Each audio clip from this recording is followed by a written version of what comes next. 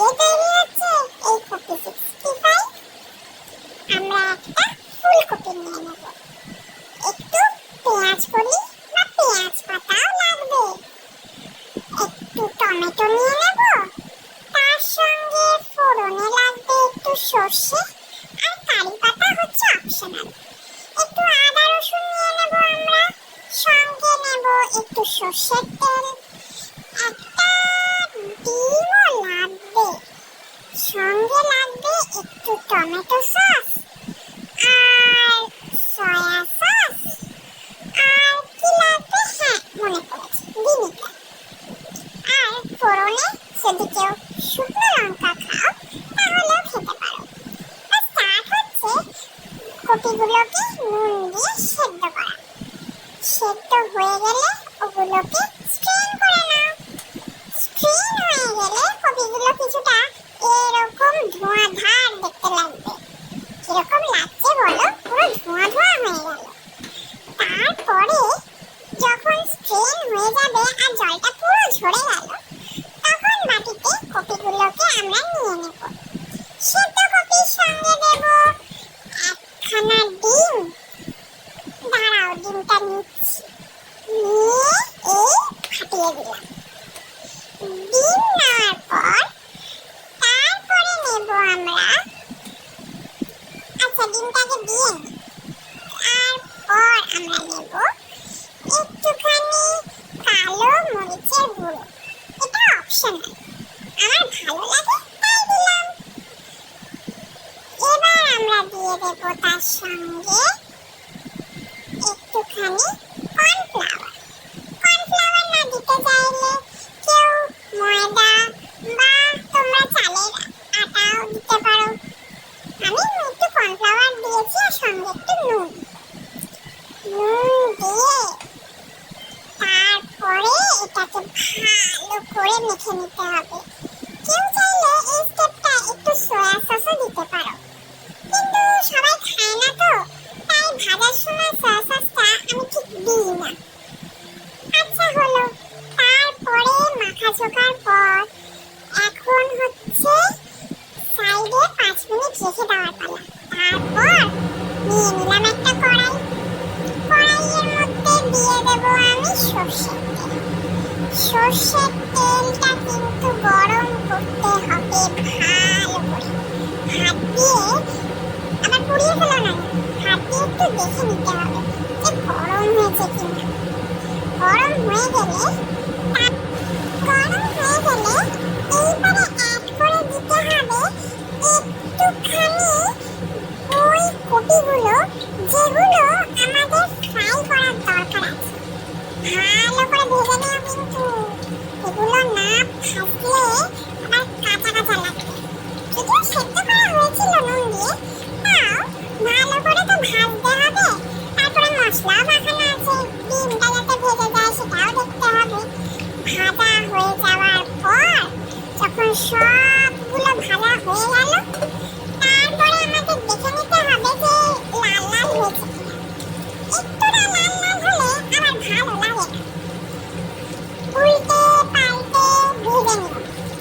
সাইডে সাইডে একটু গানও চালিয়ে নিতে পারো, আমার আবার রান্না করতে করতে একটু গান শুনতে ভালো লাগে। যাক, পুরো দেখো লাল লাল করে আমি এপিট ওপিট করে ভাজছি। আস্তে আস্তে ভেজো, আবার তাড়াহুড়ো করে এই সাইড ওই সাইড পুড়িয়ে না ফেললেই হলো। আচ্ছা, ভাজা হয়ে গেলে অনেকটা এরকম সুন্দর লাল লাল দেখতে হয়ে যাবে। তারপর যখন হয়ে গেল লাল লালটা আর দেখতে পাচ্ছ মুচমুচে ভাজাও হয়ে গেছে, তখন ওটাকে তুলে নেওয়া যাক আমরা অন্য একটা পাত্রে। এখানে আমি আস্তে আস্তে তুলছি যাতে আমার হাতে না ছিটে আসে। তারপর আবার কড়াইয়ে যেটুকুনি তেল ছিল ওটার মধ্যে আরেকটু লাগবে, দিয়ে নি। আর 1 চামচ তেল দিয়ে নিয়ে ওটাকে একটু গরম করে নেব। গরম হয়ে গেলে তার মধ্যে দিয়ে দেব একটুখানি ফোড়ন। এবার ফোড়নে কি কি পড়বে দেখি তো বন্ধুরা, মনে আছে কিনা? ফোড়নে কি কি পড়বে বলো তো?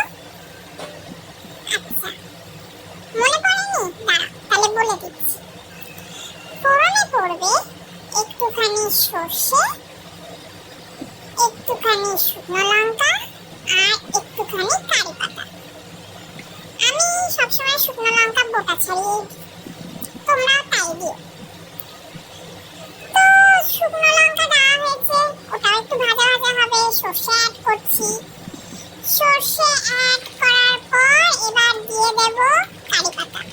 কারণ এই রান্নাটায় কারি পাতা অপশনাল হলেও তোমরা যদি না দাও তাহলে কপি 65 কি করে হবে? কপি 65 হতে হবে। তো কারি পাতা দেওয়ার পর একটু দাঁড়াও, দিচ্ছি, একটু ধুয়ে নি পাতাগুলো আগে। তার একটুখানি অপেক্ষা করো। অপেক্ষা শেষ। এবার ভাবছি কিসের জন্য অপেক্ষা করছিলাম? না, কারি পাতাটা তো দেখিয়ে নিয়ে দিতে হবে না, ওটা দিচ্ছি। তো কারি পাতাটা দেওয়া হয়ে গেল। কারি পাতাটা একটু ভাজা হবে। অপেক্ষা শেষ। এবার ভাবছি কিসের জন্য অপেক্ষা করছিলাম? না, কারি পাতাটা তো দেখিয়ে নিয়ে দিতে হবে না, ওটা দিচ্ছি। তো কারি পাতাটা দেওয়া হয়ে গেল। কারি পাতাটা একটু ভাজা হবে লিস্ট 2 মিনিট পর্যন্ত। 2 মিনিট পর ভাজা ভালো করে হয়ে গেলে তারপরে আমাদের একটুখানি অপেক্ষা করে দিয়ে দিতে হবে কি?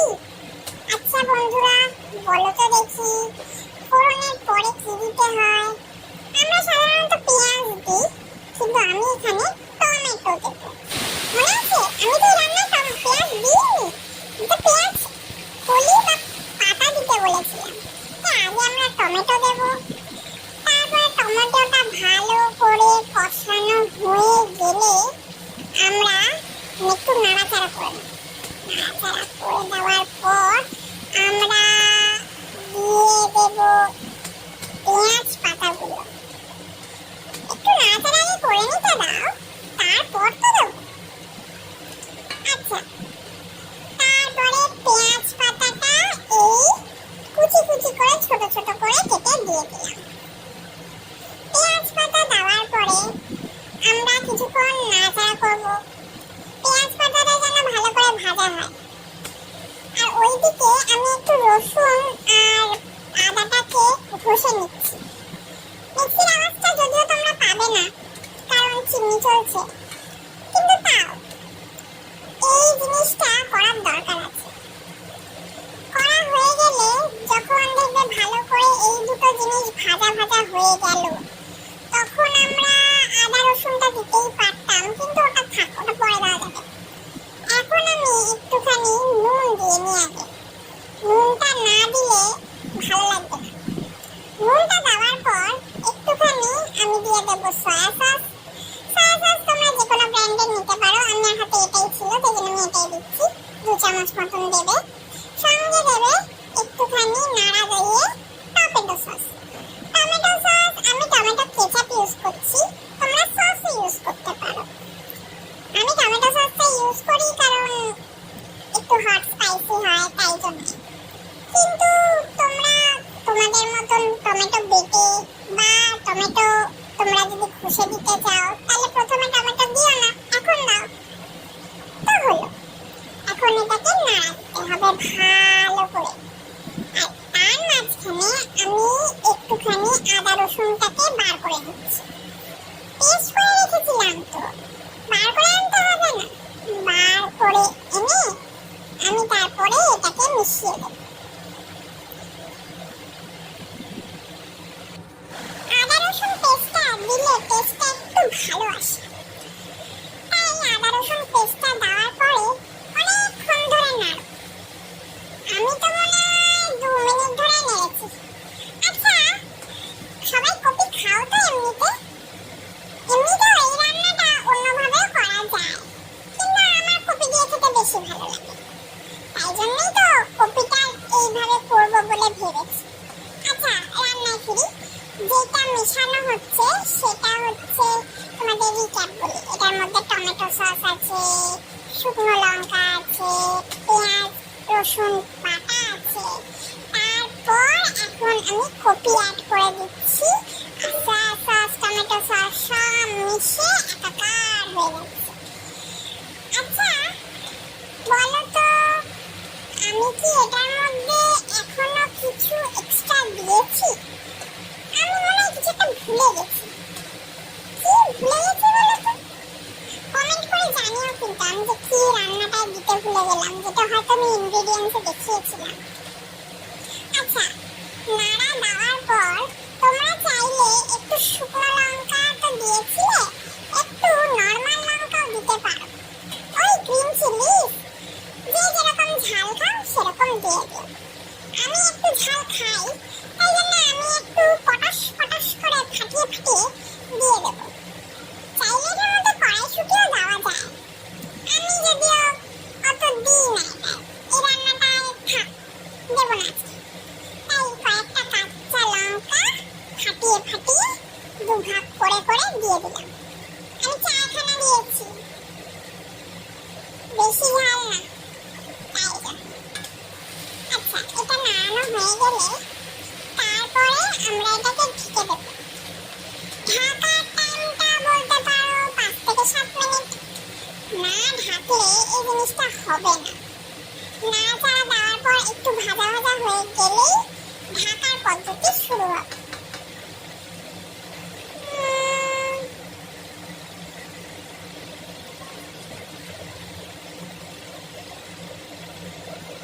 এখনো ভাজা হচ্ছে, এই এবার ঢাকনাটা দিয়ে দেব। বন্ধ। এই ঢাকনাটা কিন্তু 5 মিনিটের জন্য বন্ধ রেখো। তারপরে খোলার পরে দেখবে এরকম তেল বেরিয়ে এসছে আর সিজলিং হট দেখতে লাগছে। আমি একটু কর্নফ্লাওয়ারের জল দিতে পছন্দ করি, একটু থিকেন আপ দ্য গ্রেভি। গ্রেভিটা হয়ে গেলে তারপরে ওটার সঙ্গে তুমি রুটি খেতে পারো, ভাত খেতে পারো। চাইনিজ আইটেম তো ফ্রাইড রাইসও দিব্যি লাগবে। যদিও এটাকে আমরা ইন্ডিয়ান চাইনিজ বললেই বেশি ভালো হয়, কারণ চায়নায় কেউ সর্ষে খায় কিনা আমার সন্দেহ আছে। আচ্ছা বাদ দাও। নাড়াচাড়া হয়ে যাওয়ার পর একটু নুনটা চেক করে নিও প্লিজ, কারণ কমও হতে পারে। যদি আমি দিয়েছিলাম একটু। আর তারপরে একটু নাড়াচাড়া দেওয়ার পর যখন এটা পুরো রান্নাটা রেডি, দেখতেই পাচ্ছ টেস্টি অ্যান্ড ডিলিশিয়াস তৈরি হয়ে গেল। উপর দিয়ে একটু পেঁয়াজ পাতা তোমরা ছড়িয়ে দিও।